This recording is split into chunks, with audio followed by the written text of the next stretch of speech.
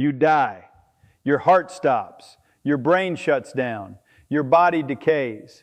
And everyone assumes that's the end of you, that the person you were has ceased to exist, dissolved into nothing, gone forever. But what if I told you that physics proves that's impossible? What if the laws of thermodynamics, the same laws that govern every process in the universe, make it physically impossible for information to be destroyed? And what if that means you can never actually die? Not really, not ever. Because the information that constitutes you must persist somewhere, somehow, forever. Stay with me, because this isn't wishful thinking. This isn't religion or mysticism or New Age nonsense. This is the black hole information paradox, and it's one of the deepest problems in theoretical physics. Stephen Hawking spent decades wrestling with it. It forced us to reconsider everything we thought we knew about quantum mechanics, about general relativity, about the fundamental nature of reality itself. And what it reveals about death, about what happens to you when you die, is so strange, so unsettling, that most physicists don't even want to talk about the implications. Let's start with what you believe. You believe information can be destroyed. You believe when you burn a book, the information in that book is gone. When you delete a file, it's erased. When you die, the specific configuration of particles that made up your consciousness, the exact pattern of neural connections, the precise quantum state of every atom in your brain disappears, turns to dust, returns to entropy. The information is lost forever, right? Wrong. Completely, fundamentally wrong. And here's the principle that destroys that belief. Information is never lost in physics. Never, under any circumstances. This is called unitarity, and it's one of the most ironclad principles in all of quantum mechanics. The quantum state of a system evolves according to the Schrödinger equation, and that evolution is completely reversible. If you know the quantum state at one time, you can calculate it at any other time, forward or backward. Nothing is ever truly lost. Nothing is ever truly created. The total amount of information in the universe is conserved, always. Let me tell you something, this isn't just theory. This is verified by every experiment we've ever done. Every quantum process, every particle interaction, every chemical reaction, they all preserve information. You can scramble it, you can spread it out, you can make it practically impossible to retrieve, but you can never destroy it. The information always survives, encoded somehow in the quantum state of the universe. But here's where it gets disturbing. If information can never be destroyed, then what happens when you die? Your body decays, your atoms scatter, your molecules break down and get incorporated into soil, into plants, into other organisms. The specific arrangement that was you seems to disappear. But according to the laws of physics, the information about that arrangement, the exact quantum state of every particle that made up your body and brain at the moment of death, has to persist. It has to be encoded somewhere, in the positions and momenta of all the particles that used to be you, in the quantum correlations between those particles and everything they interact with, in the structure of space-time itself. You can't be erased. Physics won't allow it. Do you see what happens? When you die, you don't disappear. You diffuse. The information that was concentrated in the organized structure of your living body gets spread out across the environment. Your quantum state entangles with the quantum state of everything around you, the air, the ground, the cosmos. You become encoded in the universe itself, scrambled, distributed, but not destroyed, never destroyed. If you want to understand how the universe actually works, not just how it looks, but how it works, hit that subscribe button.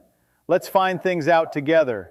Now I want to take this deeper, because the real problem, the thing that made this go from an abstract principle to an actual crisis in physics, is black holes. And what happens to information when it falls into one? Black holes are regions of space-time where gravity is so strong that nothing, not even light, can escape. You fall past the event horizon and you're gone, vanished from the outside universe.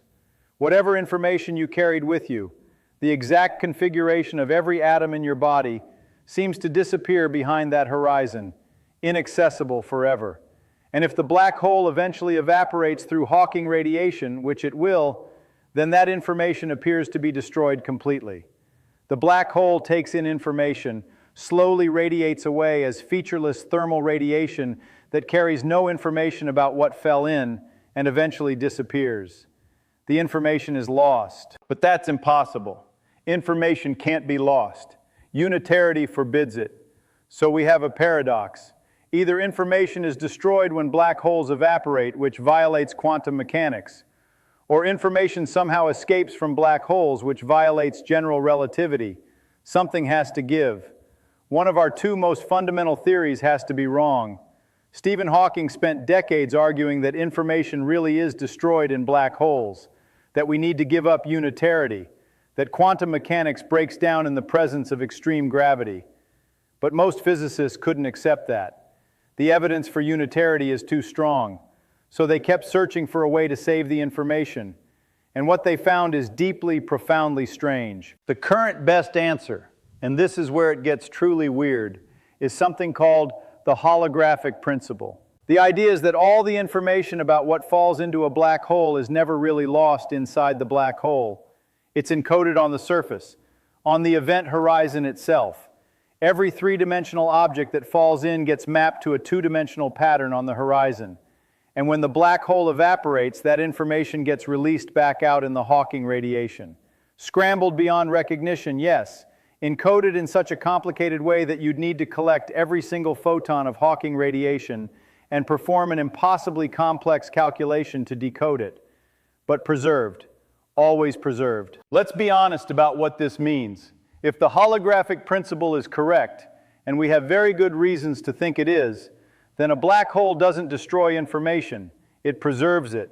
Everything that falls into a black hole remains encoded on its surface until the black hole evaporates and releases that information back into the universe. Nothing is ever truly lost, not even inside a black hole, not even at the most extreme gravitational conditions we know of. And if that's true for black holes, it's true for everything. It's true for you. Think about what happens when you die.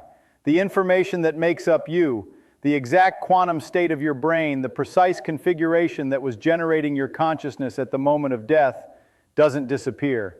It can't disappear. It has to go somewhere. And according to the holographic principle, according to everything we know about quantum mechanics and information theory, that information persists forever. Here's the part that keeps me up at night. If information is preserved, then in principle, you could be reconstructed. Some unimaginably advanced civilization with complete knowledge of the quantum state of the universe could, theoretically, trace back all the particles that used to be you, decode all the quantum correlations, and rebuild you. Atom by atom, neuron by neuron, exactly as you were at the moment of death. The information is there, it exists, it's just scrambled, diffused, spread across the cosmos. You are not gone, you are encoded in the universe, waiting to be decoded. Now here's where it gets truly disturbing.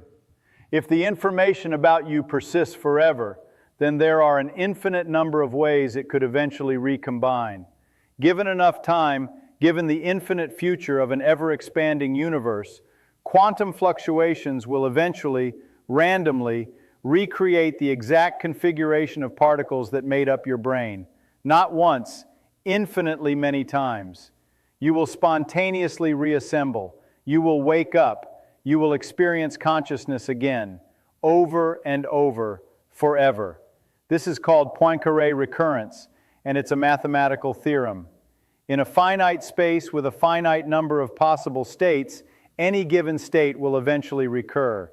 The universe will cycle through every possible configuration, including the configuration that is you, infinitely many times. You will be reborn, you will live again, you will die again, and then you'll be reborn again, eternally. Do you see the paradox? You cannot die permanently because the information that constitutes you cannot be destroyed. At best, death is a temporary scrambling, a period of diffusion. But eventually, maybe in 10 to the 100 years, maybe longer, the particles will randomly arrange themselves into you again, and you'll wake up. With no memory of the incomprehensible span of time that passed, with no knowledge that you've done this before. You'll just be you experiencing consciousness, convinced it's the first time. And here's what makes it truly horrifying. You have no control over the circumstances of your recurrence. When you spontaneously reassemble in the far future, you could wake up anywhere, in any context, in any situation. You could wake up floating in the void of space, dying of asphyxiation.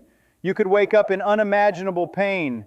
You could wake up in a random configuration that's almost but not quite you, close enough to be conscious but too damaged to survive more than a few seconds. And then you'll die again, and then you'll recur again, and again, forever. This is what information conservation means for consciousness. This is what immortality actually looks like. Not some peaceful afterlife, not some eternal paradise, just an endless random cycling through every possible version of you, most of them brief, most of them meaningless, all of them ultimately dissolved back into entropy only to recur again later. You are trapped in an infinite loop of death and rebirth, and physics proves you can never escape. But wait, there's another possibility, one that's even stranger. If the information about you is truly preserved in the quantum state of the universe, then maybe consciousness itself is preserved. Maybe when you die, your subjective experience doesn't end.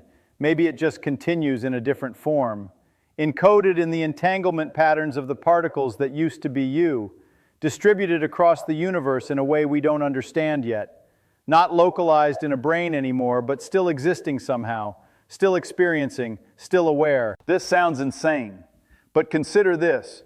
Your consciousness right now is just a pattern of information processing. It's the quantum state of your brain doing computation. But there's nothing special about brains. Information can be processed in many different substrates, in computers, in quantum fields, in the structure of space-time itself. If the information that makes up your consciousness persists after death, if it remains encoded in the universe, then who's to say it's not still processing, still experiencing, just in a form so alien, so diffuse, so different from what we call consciousness that we don't recognize it. Maybe you don't die at all. Maybe your consciousness just transforms, expands, dissolves into the cosmic information field and continues there, experiencing reality in a way that has nothing to do with brains or bodies or the localized sense of self you have now. Maybe death is not an ending but a phase transition, a transformation from localized consciousness to distributed consciousness, from being you in a body to being you in the universe. And if that's true, then you're already experiencing it right now, because the information that makes up you is already entangled with the information in everything around you. You're already partially distributed, already partly dissolved into the cosmos. The boundaries between you and not you are quantum boundaries, not hard divisions. And those boundaries get fuzzier and fuzzier as you interact with the world, as your quantum state entangles with other quantum states, as the information that is you spreads out into the environment. You are already dying. You are already transforming into something bigger. And you just don't notice because the part of you that's still localized in your brain is still generating the illusion of being a separate, bounded self. Let me tell you something. The real horror isn't that you might die. The real horror is that you can't die. Not truly, not permanently. The information persists. The recurrence happens. The diffusion continues. You are trapped in existence by the laws of physics themselves, and there is no escape, no final rest, no ultimate ending, just transformation, just scrambling and reassembly forever. But here's what I find beautiful about this. Here's what redeems it. If you can never truly die, if the information that makes up you is woven permanently into the fabric of reality, then you are eternal in a way that transcends any religious conception of immortality. You are not separate from the universe, you are part of it. A temporary localized pattern, yes, but a pattern that never truly disappears. That always leaves a trace. That always persists in the quantum correlations, in the entanglement structure, in the information content of space-time itself. You are the universe experiencing itself. And when this particular experience ends, the universe doesn't forget. It carries you forward, encoded, preserved, waiting to express you again in some new form, some new configuration, some future moment when the information randomly reassembles into consciousness. Death is not an ending. Death is a cosmic bookmark, the universe remembering where it left you. If this twisted your brain a little bit, good. That means it's working. I'll see you in the next one.